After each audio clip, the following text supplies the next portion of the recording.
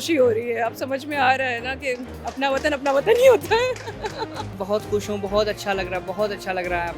Mind blowing, हम यहाँ India आ गए बहुत सुरक्षित तरीके से और बहुत फास्ट काम हुआ। हमें 5 दिन के अंदर हमें इंडिया ला दिया गया। इंडियन एम्बेसी का मूव काफ़ी क्विक था क्योंकि जैसे ही हम शिराज से निकलते उसके बाद टारगेट किया गया शिराज को। तो आई थिंक इस चीज़ में इंडियन एम्बेसी ने बहुत ज़्यादा इंटेलिजेंसी और क्विक मूव के साथ हम लोगों को बहुत सेफ्टी के साथ वहाँ पर इस्फहान में था और इस्फहान पर हमने आसमानों पर बहुत सारे मिसाइल्स उड़ते हुए देखे और बहुत सारे इंटरसेप्ट होते हुए खुद देखे। बहुत सारी धमाकों की आवाज़ें सुनी हमने खुद, और रात में हम लोग हमेशा सुना करते थे ये आवाज़ें। और वो बहुत सुरक्षित जगह पर रखा गया और हमें बहुत अच्छी अच्छी होटलें दी गई, हमें खाना भी अच्छा दिया गया।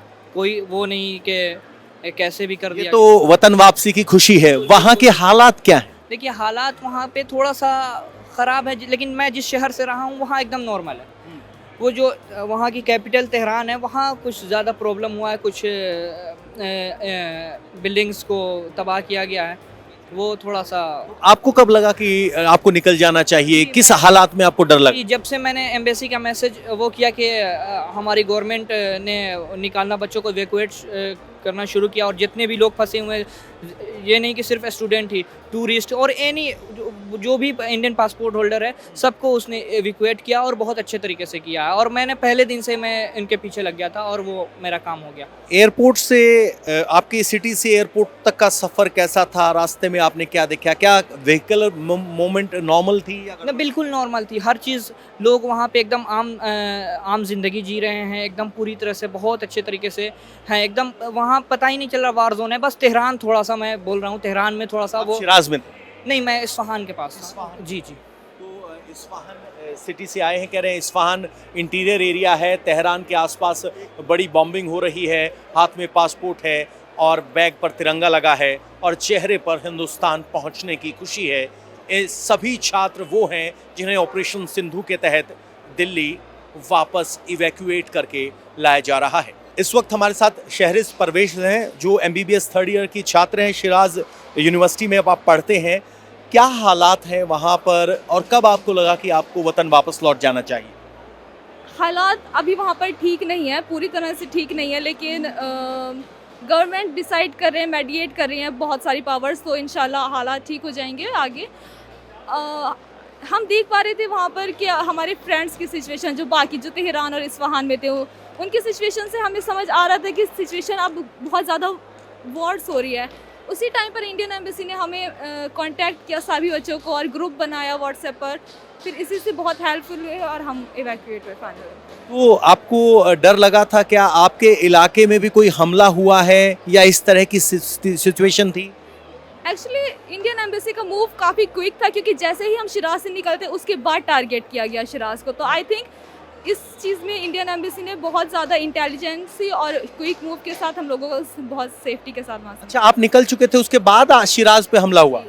यस, बड़ी बात है काफी। जी भी बहुत ज़्यादा। बाद में अगर आपकी बात हो पाई हो, वहाँ क्या स्थिति रही आपके निकलने के बाद? जी, वहाँ पर कम्प्लीटली इंटरनेट ब्रेकडाउन हो गया था और वहाँ पर बॉम्बिंग और मिसाइल्स इंटरसेप्शंस और साउंड्स ऑफ बॉम्बिंग ये सब सुनाए थे। ये बहुत बड़ी बात बता रही है कि शिराज में जब इन बच्चों को निकाला गया उस वक्त तक बॉम्बिंग नहीं हो रही थी, लेकिन जैसे इन बच्चों को निकाला गया उसके तुरंत बाद शिराज में बॉम्बिंग हुई, इंटरनेट चला गया और धमाकों के साथ मिसाइल इंटरसेप्ट होने लगे। यानी इंडियन एम्बेसी के क्विक एक्शन ने इन बच्चों को राहत दी और शायद इसीलिए वो हर दूसरे सेंटेंस में मिनिस्ट्री ऑफ एक्सटर्नल अफेयर्स का शुक्रिया अदा कर रहे हैं। सैयद अबू तराब ईरान में पढ़ाई कर रहे हैं, बिहार से हैं और अब वतन वापसी है, हाथ में तिरंगा और पासपोर्ट है। क्या हालात है? कौन से आप शहर में थे? हालात तो बहरहाल वहाँ पर सख्त हैं और बिहार सरकार का, भारत सरकार का बहुत बहुत शुक्रिया कि जिन्होंने हमें अपनी ज़िम्मेदारी समझी और हमें अपनी ज़िम्मेदारी के साथ हमें हिंदुस्तान वापस लौटाया और बड़ी अच्छी तरीके से हमें वापस लौटाया, जिसके हम हमेशा से शुक्रगुजार थे और हैं और हमेशा रहेंगे। सर, आप किस सिटी में थे और वहाँ क्या हालात हैं उसके बारे में अगर आप बता पाएँ, आपने क्या देखा, क्या महसूस किया? वहाँ पर इस्फहान में था और इस्फहान पर हमने आसमानों पर बहुत सारे मिसाइल्स उड़ते हुए देखे और बहुत सारे इंटरसेप्ट होते हुए खुद देखे। बहुत सारी धमाकों की आवाज़ें सुनी हमने खुद, और रात में हम लोग हमेशा सुना करते थे ये आवाज़ें। और बहरहाल एक खौफ था, डर था कि जो अब नहीं है, अब हम लोग अपने वतन आ चुके हैं बहुत ही अच्छे तरीके से। आपके चेहरे पर मुस्कुराहट है, जब रात में वो धमाके होते थे तो क्या आसपास क्या माहौल था? लाइट्स रहती थी, नहीं रहती थी? लोग फूड बड़े सपोर्टिव थे, लोग बड़े सपोर्टिव थे वहाँ पर। ना इतने सारे हमले के बावजूद भी वहाँ पर कोई अफरा तफरी का माहौल नहीं था, वहाँ पर ना कोई महंगाई थी, ना वहाँ पर कोई इनसिक्योरिटी वाला कोई मामला ही नहीं था। इतने सारे हमले होने के बावजूद भी सारी चीज़ें अपने जगह पर थी, सारे हालात मुनासिब थे और हर तरीके से इंसान एक दूसरे की मदद कर रहा था और बेहतर तरीके से माहौल था। तो कितने दिन आपको वो सब हमले का सामना किया और कब आपको लगा कि अब यहाँ से निकल जाना चाहिए?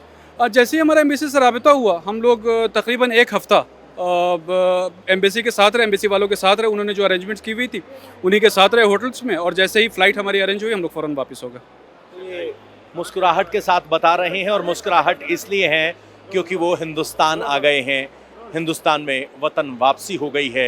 लेकिन जब सर के ऊपर से मिसाइल जा रहे थे, घबराहट थी, और वो एक हफ्ता इनके लिए बड़ा मुश्किल था। सिर्फ स्टूडेंट ही नहीं, बहुत से ऐसे परिवार हैं जो ईरान में थे और इस वक्त वतन वापसी कर चुके हैं। मैम, आपका नाम क्या है? कौन से शहर में थे आप? मैं लखनऊ, मतलब यहाँ लखनऊ में रहती हूँ। उस वक्त जब अटैक हुआ तो मैं खुद में थी। तो आपकी हस्बैंड वहीं काम करते हैं? नहीं, हम लोग यहीं के हैं। हम लोग ज़ियारत पे गए हुए थे एक्चुअली वहाँ पर। ज़ियारत पे गए हुए थे। तो कितने दिन का प्लान था आपका? सिर्फ हमारा 11 दिन का प्लान था। हम जो 12 जून को वहाँ लैंड करे हैं और अनएक्सपेक्टेडली 13 जून को ही अटैक हो गया। तो हमारा 21 की वापसी थी। तो आप कौन से शहर में थे और कब लगा आपको कि आप फंस गए हैं, निकलना थोड़ा मुश्किल हो सकता है? देखिए, हम कुम पहुँचे हैं 12 जून की दोपहर में, और हम उसके बाद हमने आराम किया रात में वहाँ पे। सुबह हमारे पास फ़ोन आया इंडिया से कि अटैक हो गया। हमें खुद भी नहीं पता था कि अटैक हो गया। तो फिर हम कुम में वही हमने ज़ियारत करी अपनी। एक्चुअली वहाँ पर ऐसा कुछ पता नहीं चल रहा था बेसिकली, क्योंकि कुम और मशहद में इतना कोई मसला नहीं था, ज़्यादा इस्फहान और इधर तेहरान की तरफ ज़्यादा प्रॉब्लम थी। तो बहरहाल फिर उसके बाद जैसे हमें पता चला कि अटैक हुआ है, फिर हमने फॉर्म्स भरे इंडियन गवर्नमेंट की तरफ से, इंडियन एम्बेसी की तरफ से जो हमें इन्फॉर्मेशन मिली थी। बेसिकली हमारा एक्सपीरियंस बहुत अच्छा रहा इंडियन गवर्नमेंट की तरफ से। जो बच्चे डर गए थे? बच्चों को पता था इन्होंने ऐसा कुछ नहीं देखा तो इन्हें नहीं, इन्हें कुछ अंदाज़ा था कि हो रहा है कुछ, और परेशान तो थे ही ज़ाहिर है, क्योंकि इंटरनेट, ज़ाहिर है बच्चे आजकल बिना इंटरनेट के नहीं रह सकते। तो इंटरनेट फैसिलिटीज़ ख़त्म हो गई थी, तो घर में वहाँ पे लैंग्वेज एक तो मसला है ईरान में। तो बहरहाल गुजर गया, अल्हम्दुलिल्लाह आ गए अपने देश में। बस इसकी खुशी है हमें बहुत। तो वतन वापसी पर क्या कहें? बहुत खुशी हो रही है। अब समझ में आ रहा है ना कि अपना वतन ही होता है।